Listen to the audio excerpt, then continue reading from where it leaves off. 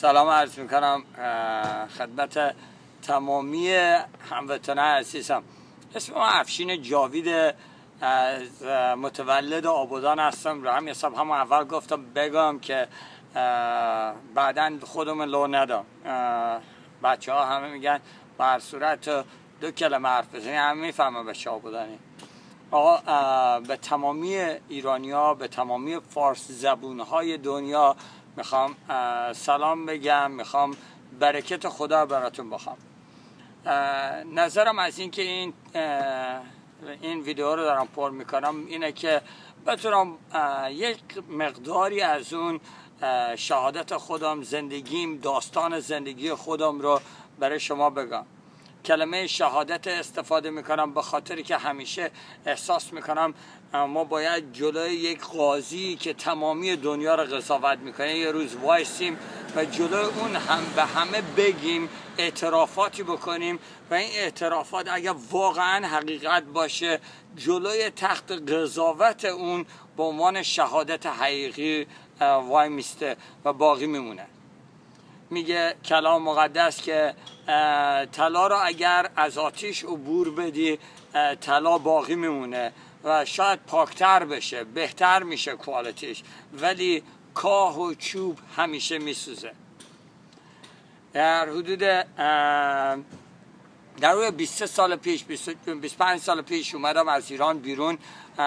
وقتی میخواستم برم آمریکا به خاطر یه هدفی که توی ذهنم داشتم و هدفم بود که برم آمریکا و با مسیحی ها درباره اسلام صحبت کنم، چون از خانواده مسلمانی می اومدم که پدر بزرگم واقعا خداوند رو دوست داشت و یکی از کلمه هایی که همیشه ورد زبونش بود فی سبیل الله، فی سبیل الله. قبل از که بفهمم چیه ازش میپرسم، میگفتم فی سبیل الله چیه؟ چون بابام هم همینه میگه، هر موقع کاری میکنه میگه فی سبیل الله. گفتش که بابا جان این به خاطر خدا ما کارایی میکنیم، نه به خاطر مردم. روی حساب از بچگی با اسم خدا بزرگ شدم، به خاطر اینکه پدر بزرگم، پدرم و خانواده هم همه ارزش زیادی برای خدا واقعا قائل میشدن. از ته دل من برام ارزش پیدا کرد. ولی توی زندگیم چند تا مریضی و تصادفات داشتم که باعث شد ببینم خانوادم چجور برام دعا میکردن و خداوند چجوری جوابم داد. وقتی دکترها امید نداشتن خداوند به ما شفا داد. روی این حساب احساس کردم مدیون خدا هستم. همیشه یه عشقی از درون برای خدا می جوشید. یه چشمه طبیعی بود، لازم نبود بعضی موقع آدم باید یه چاهی بکنه، ولی برای ما یه چشمه خیلی طبیعی بود که همیشه در ما می جوشید. روی این حساب همیشه فکر می کردم که باید چی کار بکنم که این خدای راضی بکنم، چی کار بکنم که این خدا رو خوشحال بکنم. وقتی فکر میکنم 5 سالم بود منو بردن و موام تراشیدن و طبق وزن موهام به امام رضا طلا بخشیدن. زندگیمو یه جوری هدیه دادن برای خدمت امام رضا، امام 8 شیعیان.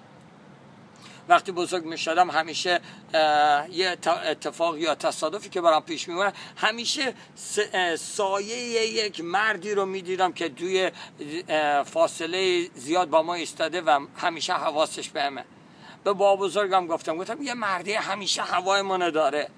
بابا بزرگم در اومد گفتم این مرد قد بلندیه، در اومد گفتش که این امام علیه. رو همین حساب احساس می کردم خیلی مدیون اسلام هستم. بعد از که جنگ شد، یادم جنگ که شد، هواپیمای عراق اومد چجوری حمله کرد و آبادان بمبارون کرد. توی نیم ساعت تمام خونه و زندگیمون از دست دادیم، تمام مال و ملال و هر چی داشتیم رفت. دوست، آشنا، عکسامون، همه چیزمون از بین رفت. اومدیم معاشر گفتن جنگ در روی 3 روز، 7 روز یا 3 ماه طول میکشه. بعد از مدتی رفتیم شیراز و بعد از شیراز به اصفهان و شاهینشهر و بعدش از ایران اومدم بیرون. ولی قبل از که از ایران بیام بیرون، وقتی 12 سالم بود، 12 سال نیمم بود، اسمم توی بسیج سپاه پاسداران ناحیه یک اصفهان نوشتم و اونجا باشون خدمت میکردم، کمک میکردم، چون واقعا دلم برای اسلام میتپید.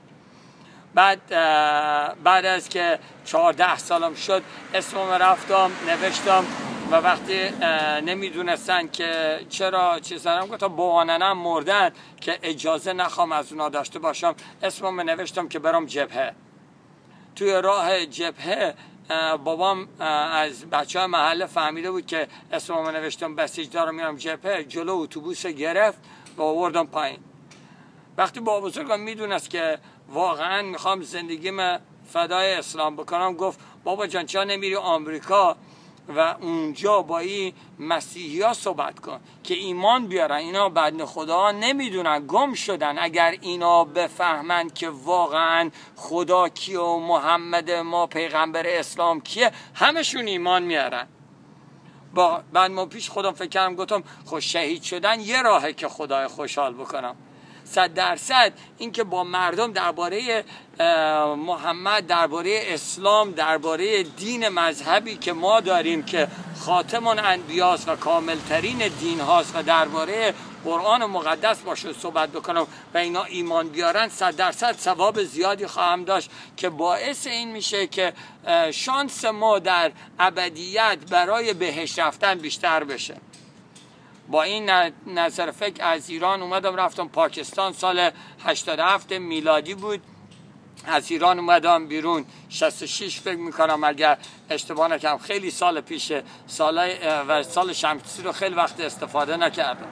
رو همین حساب اومدم بیرون رفتم پاکستان. تو پاکستان که رسیدم اونجا درباره اهل سنت خیلی شنیدیم، رفتم مسجدشون دربارشون سوال و جواب میکردم. با حسینیه مسلمانای شیعه پاکستان با هم همکاری میکردیم برای تاسوعا و عاشورا و این چیزا. از پاکستان با پاسپورت قلابی به مالزیا رفتم. اونجا تو مالزیا ما رو گرفتن انداختن زندان. وقتی افتادم زندان، توی زندان اولین چیزی که میخواستم ازشون یه قرآن بود. گفتم میگه تو مسلمونی؟ گفتم ایرانی هستی. میگه غیر از مسلمون چیز دیگه هم هست. بعد قرآنی که شروع کردم خوندن، اینا متعجب شده بودن که ما قرآن میخونیم. بیشتر مسلمانای دنیا اصلا عربی بلد نیستن بخونن. ما در اون گفتم نه، ما با این بزرگ شدیم، ما هر 10 روز یه مرتبه قرآن تموم میکنم، روزی 3 جز قرآن میخوندم. خیلی متعجب شدن، ازم میپرسیدن درباره اطلاعاتم درباره اسلام.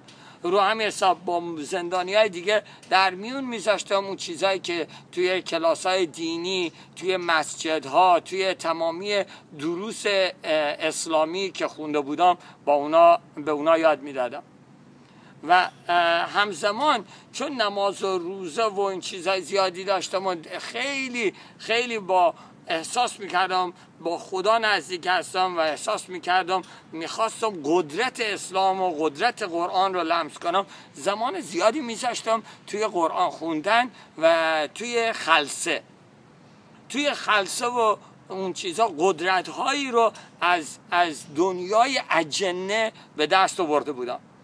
این قدرت ها رو استفاده میکردم. هر کسی به کسی ظلم میکرد و به ظلم میشد، میومد بهم گفت فلانی، که براش دعاها میکردم که خدا جوابش بده، یه بلایی سرش بیاد.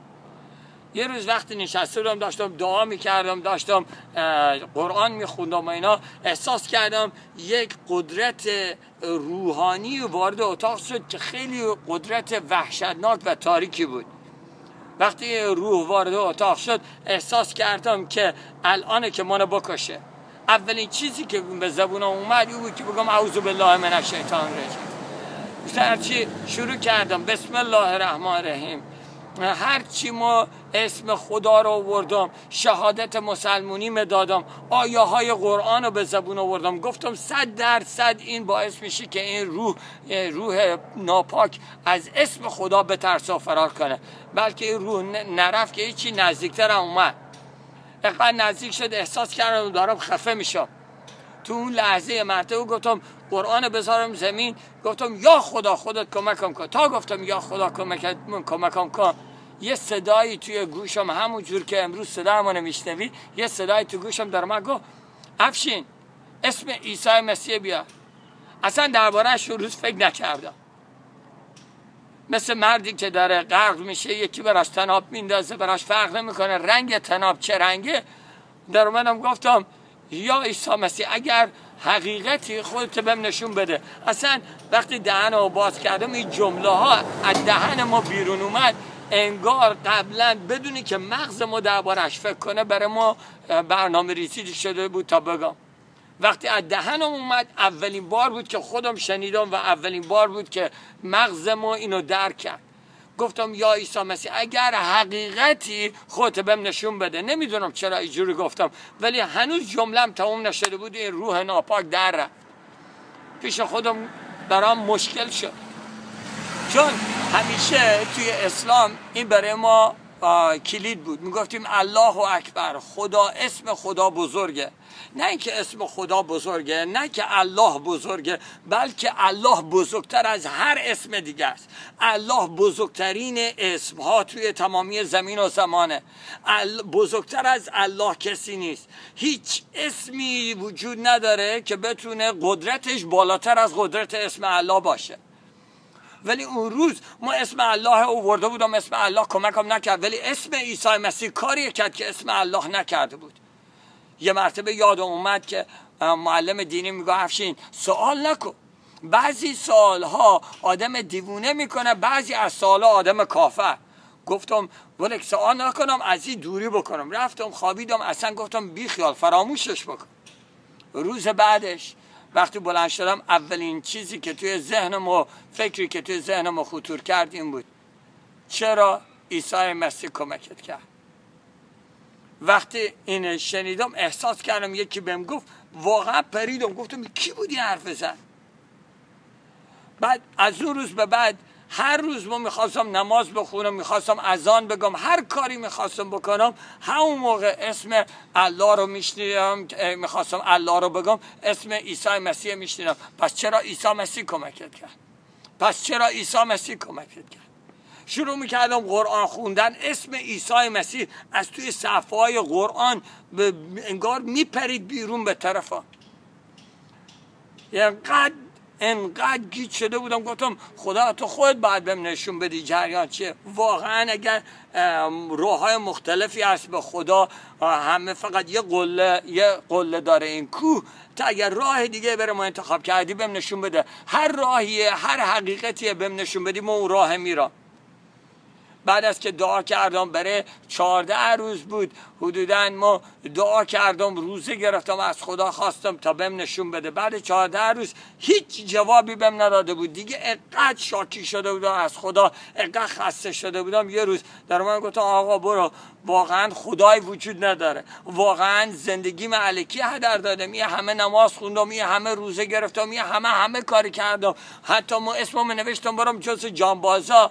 ولی تو نگاه کردی وقتی از ایران، قبل از که از ایران بیام بیرون، توی اعدام‌ها شرکت کردم. هر جای بوده، هر چیزی بود که احساس میکنم باعث میشد واقعا دل رضایت الله رو و خدا رو به دست بیارم ما کردم، ولی کافی نبود.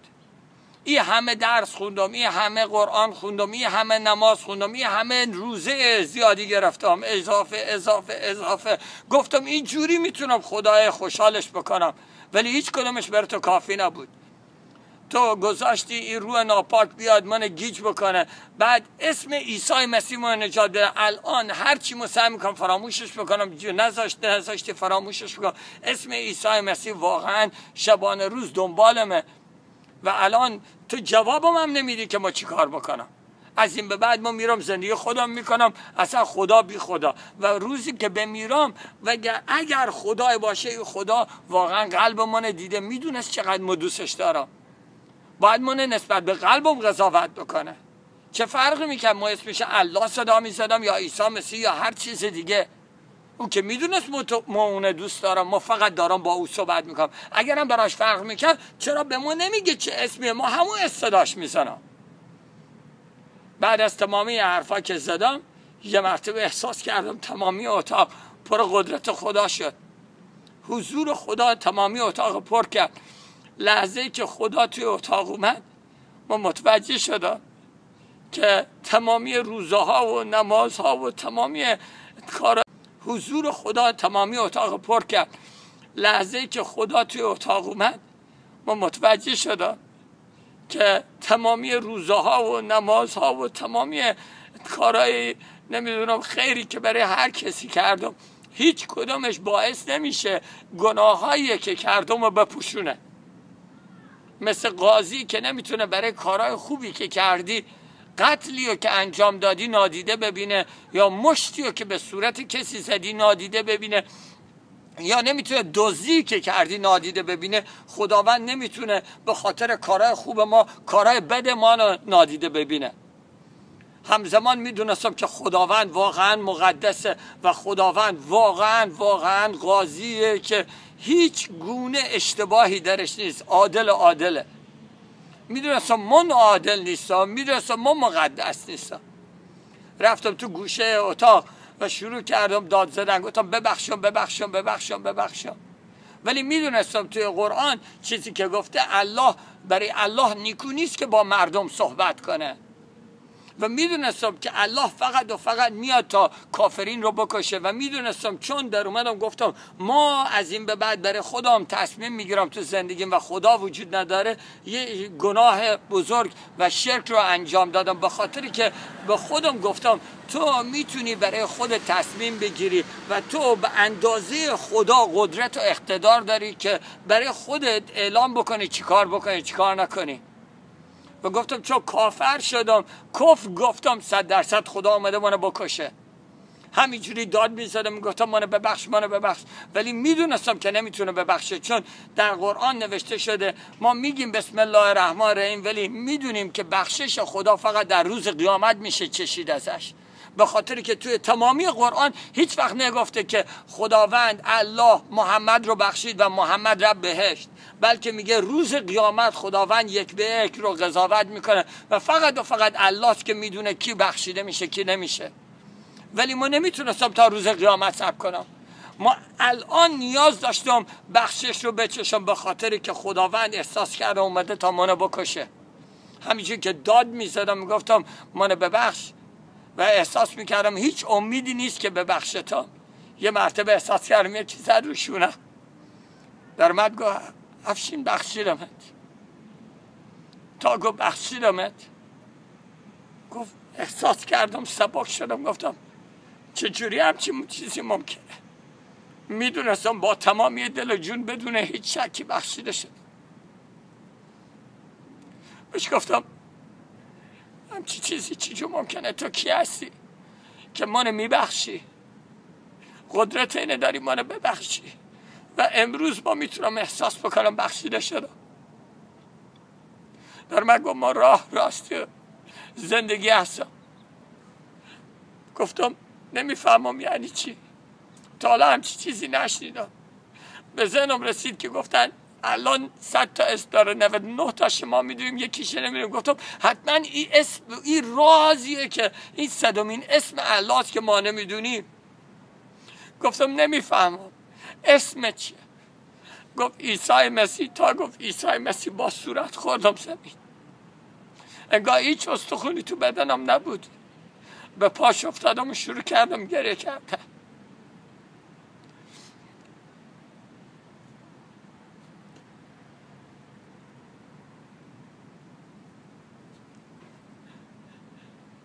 برای 2 ساعت یا همین حدودا گریه کردم، نه به خاطر گناه بلکه به خاطر اینکه میدونستم دوستم داره، به خاطر اینکه میدونستم مقدسه، به خاطر اینکه میدونستم چقدر زیباست، چقدر پر از عشقه، چقدر پر از محبت او.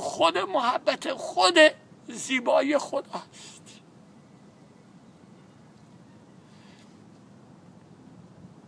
برای 2 ساعت واسطاد اونجا. بعد از اون در مگو افشین سرت بالا کن. تا سرم بالا کردم انگار یه تلویزیونی جلوم توی هوا بود. توی تلویزیون همه مردم دنیا از هر قوم و هر سنی میدیدم و هر یک به یک گناهاشون میدیدم. در اومدم گفتم خدا ما بین گناهکارا زندگی میکنم. در مگو افشین چقدر سالته؟ بخشیدم. گفتم خیلی ساده، مثل آب خوردن. نه نه نه نه، از آب خوردن هم ساده تر. در من گفت من همون سادگی که توی بخشیدم ما میتونم اونای ببخشم. کیه که بهشون بگه؟ امروز 23 سال بعد جریان 23 سال پیش بر ما اتفاق افتاد. هنوز که هنوزه نمیتونم فراموش بکنم چشمای زیبای عیسی مسیح، به خاطر که تو تمامی عمرم هیچ کس جوری بهم نگاه نکرده. بعد از 23 سال، بعد از یه عالمه چیزها پستی و بلندی هایی که هر انسانی توش عبور میکنه، یه چیز لمس کرد. هیچ صدایی لطیفتر از صدای عیسی مسیح نبوده برای ما. امروز ما میخوام بهت بگم اگر ما میگیم اسم خدا بزرگترین اسمه، پس عیسی مسیح همون خدا، به خاطری که قلبمون گواهی میده که واقعا مسیح عیسی همون صدای و اسم آسمانی خداوند روی زمینه. مژده دل که مسیحا نفس میاره. امروز ما میخوام به شما برادر خواهر فارس زبانم بگم، شما خدای خیلی دوست داری و خدا هم شما رو خیلی دوست داره. اسم این خدایی که تو رو دوست داره عیسی مسیح، با تمامی وجودش دوست داره و میخواد برکتت بده، میخواد شفاها برات بیاره، میخواد آزادت کنه، میخواد امید بده.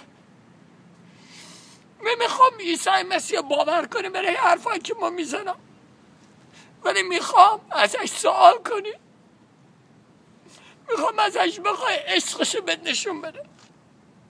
ما ایمان دارم یه روز من تو وای میسیم جلوی تخت پادشاهی خدا و تو و من جفتمون اسم خدا رو بلند میکنیم و جلوش با افتخار زانو میزنیم، بهش میگه واقعا مسیح تو خدایی، به خاطر که هیچ کس منو مثل تو دوست نداشت.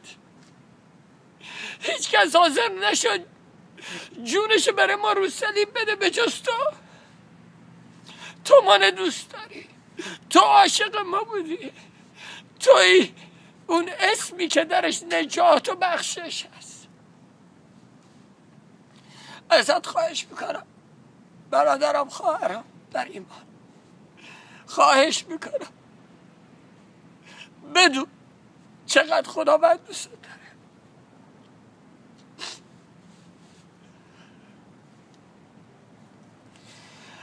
خاطر که اگر اینو بدونی زندگیت برای ابدیت عوض میشه. پستی و بلندی فراوونه تو زندگی، ولی هیچ وقت تنها نخواهی بود، به خاطر که عیسی مسیح هیچ وقت ولت نمیکنه و بهت قول میدم. 23 سال صبر کردم تا اینو طیپش کنم. 23 سال هر جوری بگی ما امتحانش کردم. 23 سال هم اشتباه ها داشتم، هم پیروزی ها داشتم، هم شکست ها خوردم.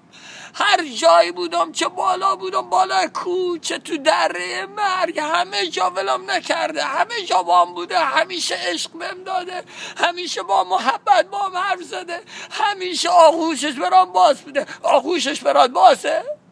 آغوشش برات بازه؟ یا تو دلش یا تو آغوشش، به خاطر که خیلی دوست داره.